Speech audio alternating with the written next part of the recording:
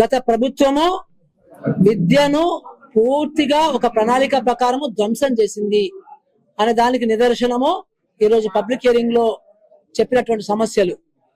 So విద్యారంగంలో చాలా సమస్యలు ఉన్నవి. ఈరోజు ప్రభుత్వ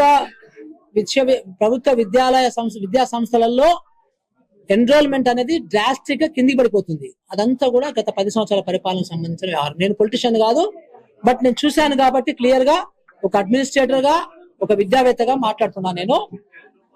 సో గవర్నమెంట్ మాకు ఇచ్చిన మ్యాండేట్ ప్రకారము మేము ఈ పనిని చాలా సీరియస్ గా తీసుకున్నాము.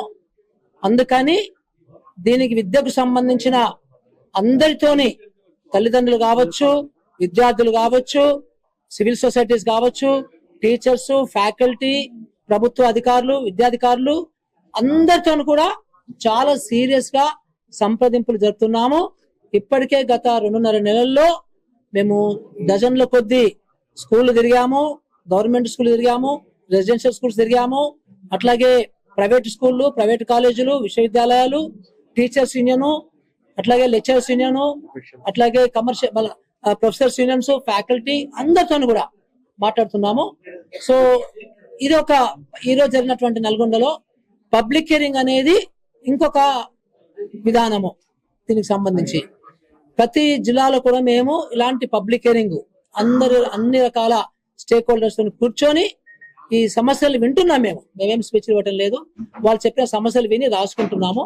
సో మొత్తం రాష్ట్రంలో అన్ని మూలలు తిరిగిన తర్వాత గ్రామాలు, జిల్లా హెడ్ క్వార్టర్స్ ఈ పబ్లిక్ హియరింగ్స్ విన్న తర్వాత ఎవి ప్రజలకు సంబంధించి, విద్యార్థులకు సంబంధించి ఎవి బాగా అనిపిస్తాయో, ఏం చేస్తే విద్యా విధానము అభివృద్ధి చెందుతుందో, ఏం చేస్తే కోట్ల కొద్ది విద్యార్థులకు సంబంధించిన ఒక మంచి భవిష్యత్తు నిర్మాణం జరుగుతుందో అలాంటివి మేము రికమెండేషన్స్ ని ప్రభుత్వానికి ఇవ్వబోతున్నాము.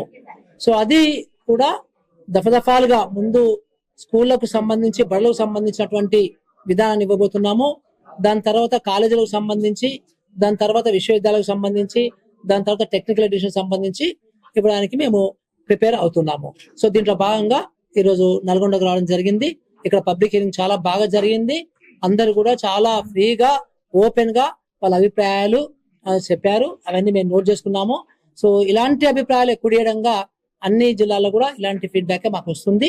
సో ఇవన్నిటిని కూడా మేము ప్రభుత్వంతో కూడా ఎప్పటికప్పుడు డిస్కస్ చేసి మా రికమెండేషన్స్ రూపొందిస్తాము. ధన్యవాదాలు. ఇప్పుడు మేము ఏమి ఇంప్లిమెంట్ చేయము, రైట్?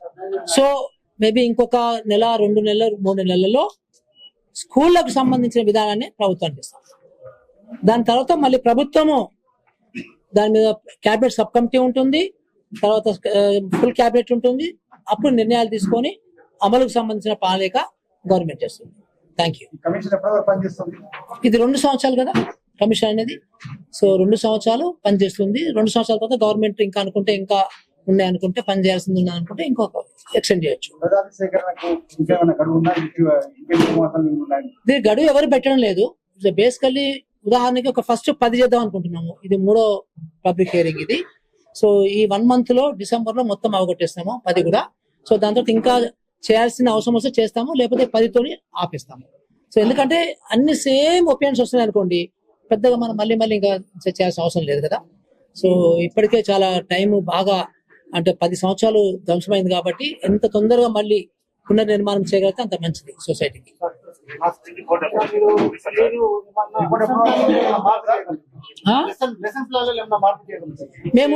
మేమందరం కూడా టీచర్లం కాదు. మేబీ ప్రొఫెసర్ గారు టీచరే, కానీ ప్రొఫెసర్ గారు కూడా డీటెయిల్స్ కి వెళ్ళి ఆ లెసన్స్ గురించి చూడారు కదా. సో బేసికల్లీ ప్రతి 10 సంవత్సరాలకు ఒకసారి, ఐడియల్ గా ప్రతి 3 సంవత్సరాలకు ఒకసారి కరికులం మార్చాలి. మేము ప్రపంచం అంతా స్టడీ చేస్తున్నాం కదా, పోకున్నా కానీ ఇంటర్నెట్ ఉంది, దాంట్లో అన్ని డౌన్లోడ్ చేసుకుంటున్నాము. మేము జూమ్ కాల్స్ మాట్లాడుతున్నాము రకరకాల దేశాలతోని. సో దాని ప్రకారం తెలిసింది ఏంటంటే ప్రతి 3 సంవత్సరాలు కూడా కరికులం మార్చాలి. మనం గత 10 సంవత్సరాల కరికులం మార్చలే. సో కరికులం మార్చాల్సిన అవసరం ఉంది. అది ఇప్పుడు ప్రభుత్వం కూడా స్టార్ట్ చేయబోతుంది. సో మేము కూడా దాని మీద స్ట్రాంగ్ గా రికమెండ్ చేయబోతున్నాము. ఇదంతా ఒక సంవత్సరం ప్రక్రియ. సో సంవత్సరం ఇప్పుడు మొదలు పెడితే సంవత్సరం తర్వాత కొత్త టెక్నిక్స్ వస్తాయి. దాంట్లో డెఫినెట్ గా వాల్యూస్ ఎట్లా ఉండాలి, తర్వాత ఎట్లా సైంటిఫిక్ టెంపర్ ని డెవలప్ చేయాలి, ఎట్లా ఇన్నోవేషన్స్ ని మనం డెవలప్ చేయడానికి కావాల్సినటువంటి కరికులం అప్రోచ్ ఏమి ఉండాలి, క్రిటికల్ థింకింగ్ ఉండాలంటే ఏముండాలి, సో ఇలాంటి వాటికి సంబంధించి మాత్రం స్పెసిఫిక్ రికమెండేషన్స్ మేము చేస్తాం. ప్రభుత్వ పాఠశాలల్లో ఇంగ్లీష్ కోసం చాలా మంది ఇబ్బందులు పడుతున్నారు సార్. వాళ్ళకి ఇంగ్లీష్ అవగాహన ఏ విధంగా? ఇంగ్లీష్ అనేది కూడా ఇప్పుడు మిగతా సబ్జెక్ట్స్ కానీ ఇంగ్లీష్ ఒక సబ్జెక్టు, అట్లాగే ఇంగ్లీష్ మీడియం అనేది కూడా ఒక పెద్ద ఇష్యూ ఇది. సో ఇప్పటికిప్పుడు మన సొసైటీ దానికి సిద్ధంగా ఏం లేదు, మన టీచర్ వ్యవస్థ కూడా సిద్ధంగా లేదు. కాకపోతే ఆ డైరెక్షన్ లో మనం పోవడం అనేది important. So maybe I think మేము అలాంటి వాళ్ళందరం కూడా ఇంటర్మీడియట్ తెలుగు మీడియం చదివి సడన్ గా బీటెక్ లో ఇంగ్లీష్ మీడియం వెళ్ళాము. సో ఆ ట్రాన్సిషన్ అనేది కొంచెం కష్టమైన ప్రక్రియనే. ఎప్పటికైనా కానీ ప్రతి స్టూడెంట్ కి కూడా ఆ ట్రాన్సిషన్ అవసరం ఉంటుంది. సో అదే ఆ ట్రాన్సిషన్ ఎంత తొందరగా ఇంగ్లీష్ లో జరుగుతే అంత మంచిది. సో పేరెంట్స్ అందరూ కూడా 99.9% పేరెంట్స్ ఇంగ్లీష్ మీడియం కావాలని చెప్పేసి మాకు చెప్తున్నారు. సో మాకు చెప్పింది, ఇంకా మేము ఇక్కడ రికమెండేషన్ వరకు రాలేదు ఇంకా, కానీ చెప్తున్నారు అట్లా. మీరు ఈ రోజు చూస్తారు కదా, సో మెజారిటీ అంతా కూడా 80% ఈ రూమ్ లో కూడా ఇంగ్లీషే కావాలన్నారు. తెలుగును ఒక భాషగా గుర్తించి ఇంగ్లీష్ మీడియం నడుపుతారా? తెలుగు మీడియం ఇంగ్లీష్ మీడియం రెండు వేరువేరుగా నడుపుతారా? యాక్చువల్ గా తెలుగు అనేది మ్యాండేట్ అనేది ఆల్రెడీ ఇప్పటికే చట్ట రూపంలో మన తెలంగాణ రాష్ట్రంలో ఉంది. మేము ప్రైవేట్ ఓక్రిడ్జ్ లాంటి, ఢిల్లీ పబ్లిక్ లాంటి స్కూల్ మేము సందర్శించిన ఈ మధ్య కాలంలో, అక్కడ కూడా మాకు హ్యాపీ నోట్ ఏంటంటే తెలుగు మ్యాండేట్ సబ్జెక్ట్ గా వాళ్ళు ఇంప్లిమెంట్ చేస్తున్నారు చక్కగా. సో అది ఆల్రెడీ చట్టం ఉంది మనకి, ఆ చట్టాన్ని మనం మార్చే ప్రసక్తి కూడా ఉండదు గవర్నమెంట్ కి డెఫినెట్ గా. సో అది ఆల్రెడీ మనకి 10th వరకు ఉంది, అది ఇంటర్మీడియట్ వరకు కూడా ఎక్స్టెండ్ చేయాలా చేయొద్దు అనేది దాన్ని మేము స్టడీ చేస్తున్నాం. మేము స్కూల్ సంబంధించి మాత్రం ఇంకొక 1 month 2 months మేము నివేదిక ఇస్తాం, ఇనిషియల్ నివేదిక. సార్ ప్రభుత్వ పాఠశాలల్లో తక్కువ మంది విద్యార్థులు ఉన్నారు, ఆ ప్రభుత్వ పాఠశాలను మూసివేస్తారా, లేకుంటే దాన్ని ఏ విధంగా డెవలప్ చేస్తారు? ప్రభుత్వ పాఠశాలను మూసివేసే ప్రసక్తి రాదు ఎప్పుడు కూడా, నంబర్ 1. నంబర్ 2 ఏంటంటే ఒక నాణ్యమైన విద్య రూపొందించాలని కావాల్సినటువంటి ఒక సంస్కరణలు మాత్రము ప్రపోజ్ చేస్తారు, తప్పకుండా మూసే ప్రసక్తి ఉండదు.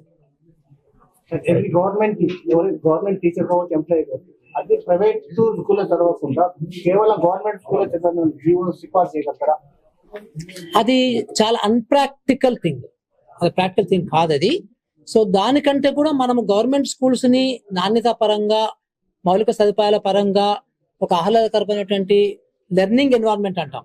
సో అలాంటి వాతావరణం మనం బిల్డింగ్ చేయగలిగితే ఆటోమేటిక్ గా గవర్నమెంట్ పిల్లలు కూడా, వాళ్ళ పిల్లలు కూడా ఆటోమేటిక్ దీనికి వెళ్తారు. ఎందుకంటే మధ్యతరగతి కానీ కింద మధ్యతరగతి కానీ వాళ్ళకి అసలు ప్రైవేట్ స్కూల్స్ కూడా బాగాలేవండి.